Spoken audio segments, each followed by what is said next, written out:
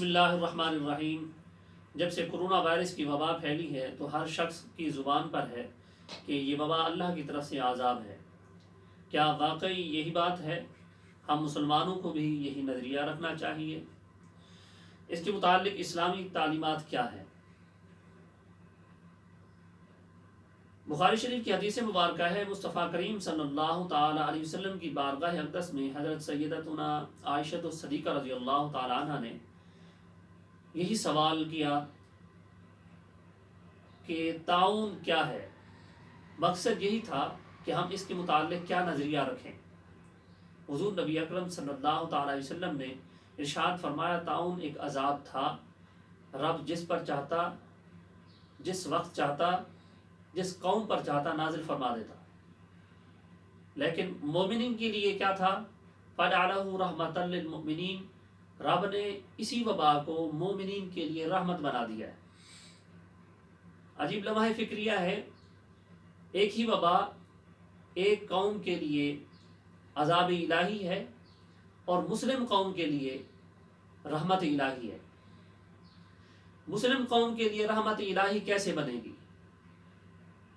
جب جس علاقے میں وبا پھیلتی ہے تو اس علاقے کے اندر بڑی مشکلات ہوتی ہیں،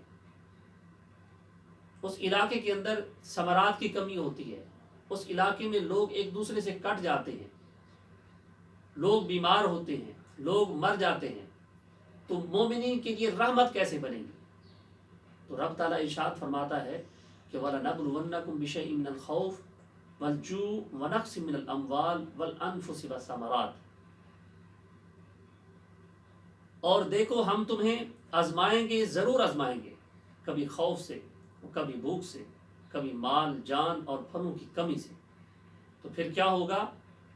وَبَشِّرِ الصَّابِرِينَ، جو لوگ ایسے حالات میں صبر سے کام لیں گے تو رب کی طرف سے خوشخبری ہوگی۔ اور آگے ارشاد فرمایا الَّذِينَ إِذَا أَصَابَتْهُمْ مُصِیبَةٌ، یہ وہ لوگ ہیں جب ان کو کوئی مصیبت پہنچتی ہے تو یہ کہتے ہیں کہ ہم سب اللہ ہی کے ہیں، اِنَّا لِلَّهِ وَإِنَّا إِلَيْهِ رَاجِعُونَ، اور ہم کو اللہ ہی کی طرف لوٹ کر جانا ہے۔ پھر ارشاد فرمایا اولئک علیہم صلوات من ربہم ورحمہ واولئک هم المہتدون، یہ وہ لوگ ہیں جن پر ان کے پروردگار کی طرف سے خصوصی عنایتیں ہیں اور رحمت ہے، واولئک هم المہتدون، اور یہی لوگ ہی ہدایت پر ہیں۔ تو رب کی طرف سے مومن کو آزمایا جاتا ہے، ہر انداز سے آزمایا جاتا ہے، ثمرات کی کمی ہو، مال و جان کی کمی ہو، خوف ہو، ہر صورت میں ہوتی ہے۔ اور یہی چیزیں جس علاقے میں وبا پھیلتی ہے وہاں پر پائی جاتی ہیں۔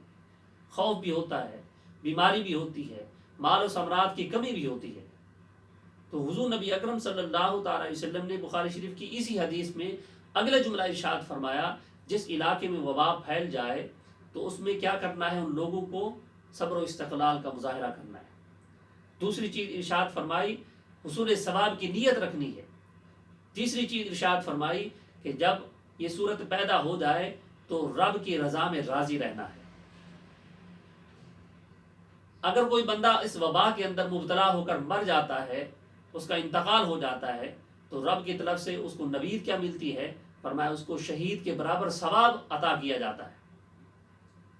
تو ہماری صورت کیا پیدا ہونی چاہیے؟ ہمیں کیا نظریہ رکھنا چاہیے؟ یہ دوسری اقوام کفار کے لیے تو یہ عذاب الہی ہے، لیکن مومن کے لیے نہیں ہے۔ مومن کے لیے آزمائش ہے، امتحان ہے۔ اس آزمائش پہ، امتحان پہ ہم سب کو پورا اترنا ہے، تاکہ رب کی طرف سے ہم پر عنایاتیں ہوں اور رب کی طرف سے ہم پر رحمت ہو۔